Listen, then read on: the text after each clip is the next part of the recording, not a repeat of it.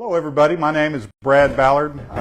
Chess has been a pretty big part of my life. I played when I was about CJ's age and on up through high school and college, and I've played in some tournaments strictly as an amateur, but one of my greatest joys was teaching chess. I taught chess at my children's elementary school, which was Patton Elementary School in Southwest Austin, and I probably taught over the course of 7 years, and I probably taught 300 or 400 kids how to play chess. So it was fun being able to instruct and pass the knowledge of chess on to everyone.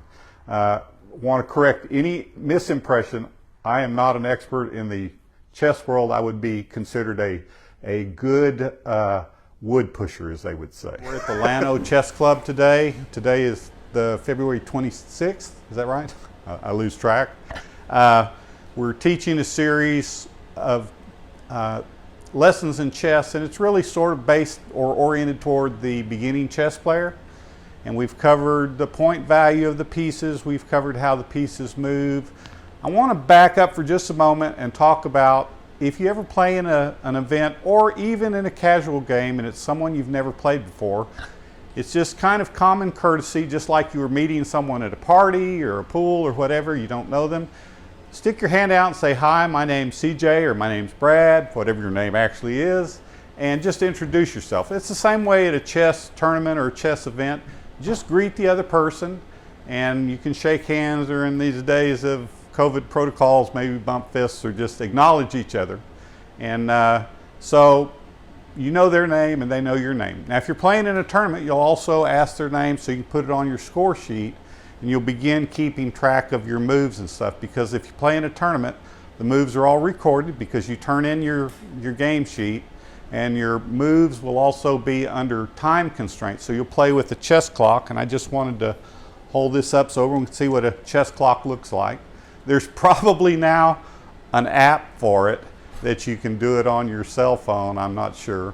But this is old-fashioned. I'm an analog guy living in a digital world. So this is an analog clock, just like a regular clock you see on the wall, except there's two clocks, one for you, one for your opponent. And when you push your button, it stops your clock and it starts his. So that's how you keep track of time. And typically in a tournament, the moves will be, you have to make 45 or 40 moves in the first 2 hours. So you have 2 hours, and he has 2 hours to make their moves. And you might use 10 minutes and he might use all 2 of his hours.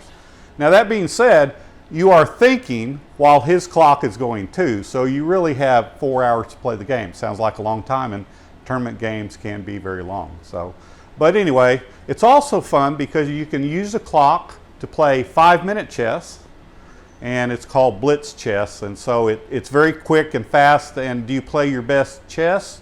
No, because you'll probably blunder because of time pressure, but the other person may do it also. So it's a lot of fun, and it's a way to play a lot of games real quickly. It's the other thing, it speeds up your thought process on recognizing positions and patterns over and over and over. So really it's pretty good to play. You can also use the clock to handicap a game.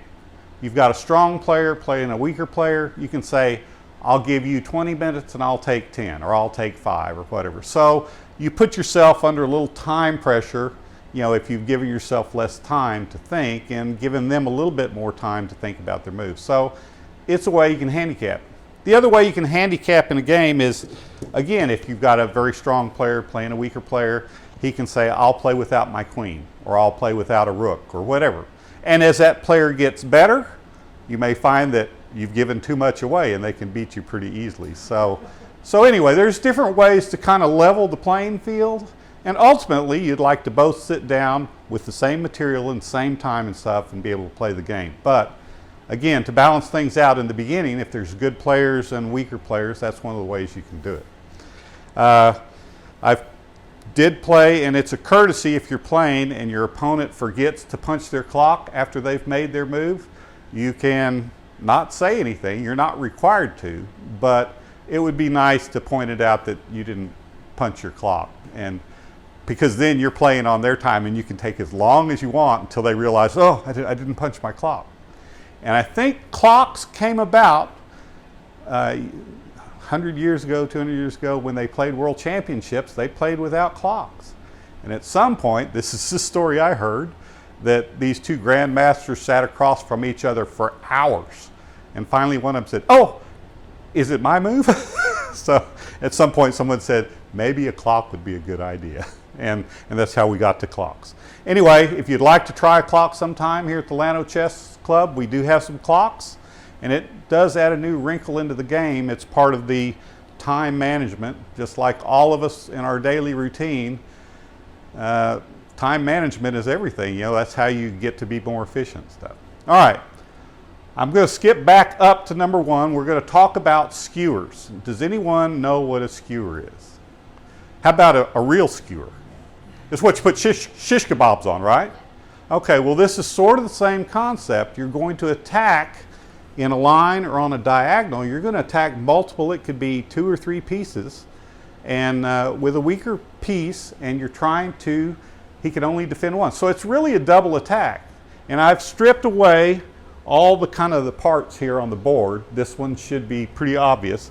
It's red's turn to move, so the skewer move is bringing the bishop up here. And again, it's the same principle, kind of like a fork, it's a double attack. You're attacking 2 pieces at one time, but usually that's done with the knight, and on the skewers, you're doing it with a bishop or a queen or something. So you're trying to drive, and there could be multiple pieces on that line, and you're trying to drive away. Now, can he recover some of it? Yeah, but you're going to win the trade because we know the bishop is worth 3 points and the rooks are worth 5. So you can take that, it'll be recaptured, but you won the trade. So that's the idea of the skewer. And again, it can be multiple pieces on that line, and you can only save so many. So let's look back at at different lines of attack. A pin doesn't necessarily win you anything. A pin immobilizes a piece. Then you usually have to attack it twice, and then it's defended twice, so you attack it a 3rd time. So you're building overwhelming force, but the point of it is the knight or the piece that you have pinned can't move because it's in front of a queen, and if you move that piece, you'll lose your queen, or it'll be a check or something. So you don't win anything with a pin, but you immobilize a piece, and then you can attack it again and again and again. Ghosts coming in? All right, and then the fork was a double attack going in different directions. And we looked at the fork, and it's usually done by the knight, but the fork can be done by even the lowly pawn. Fork could be achieved here by just advancing your pawn, and he's attacking 2 pieces at one time, and he'll only be able to save 1 piece. Now, if he has a check or a checkmate going on somewhere else, then it's not valid. But it's a double attack, and you can usually only save 1 piece of the 2 being attacked. And forks can be done by bishops, rooks, queens. Mostly we think of the fork with the knight. Skewers, it's a double or more attack, and it's usually done by bishops, queens, and rooks. So you can imagine a scenario where you split the king and the rook with a rook that's protected going down, and you call check. That's kind of a skewer, it's kind of a fork, it's a double attack. So they're not too dissimilar, it's sort of really the alignment of the pieces. All right, discovered attacks. This is one of my favorite, and this is one of the most devastating. And a doubled attack, it's also called a revealed attack. It's where you move a piece, attacking another piece, and you reveal attack on a line that you had. And the strongest double attack or discovered attack would be what, CJ? King and the queen. King and the queen. It's one where when you reveal your piece, or you move it out of the line, you're attacking the king, and that's check, because you always have to do what? You have to deal with check first. So let's see if we can set up a doubled attack or a revealed attack. Okay, so the revealed attack would be the rook is attacking the king, but there's an intervening piece. So it's not really under attack yet. But how can you make that happen? The bishop move. So the bishop is now attacking the queen, but more importantly, by moving that, you revealed the attack on the king, and that's check. So you have to do something to defend the check. You could bring the queen over to protect it, but then it'll be lost to the rook. It's a beautiful, beautiful move when it's made and it's successful. Because again, you're attacking two things. And this one's kind of hard to see. That's the beauty of it, is because it's revealed like a magic trick almost. It's kind of hard to plan for and to see. But you could probably see it, couldn't you? Anyway, it's a really neat kind of attack, attacking two pieces and the one big thrust. And it doesn't have to be a check. If it's another piece, you're still attacking two pieces. But the check is the most forceful revealed or discovered attack, because you have to deal with check first all the time. All right?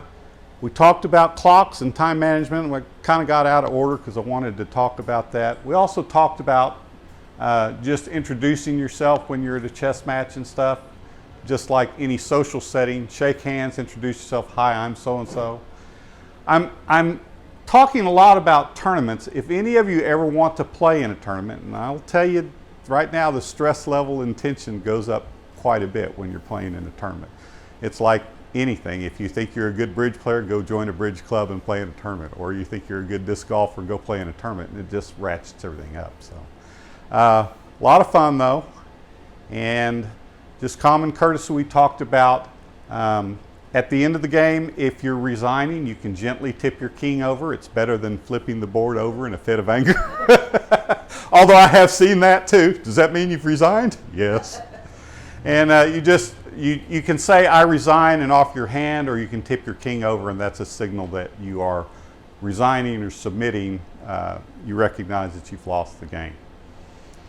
All right, I mean, that's pretty much it today. All these attacks, though, are based on some pretty simple concepts. You're attacking more pieces than they can defend.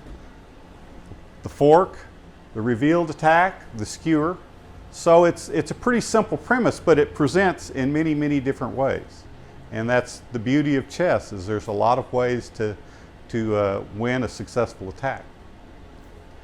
Any questions? Any questions? All right. I think we're going to play some. And if you have a skewer or a fork or a discovered attack in your game, call us over so we can look at it.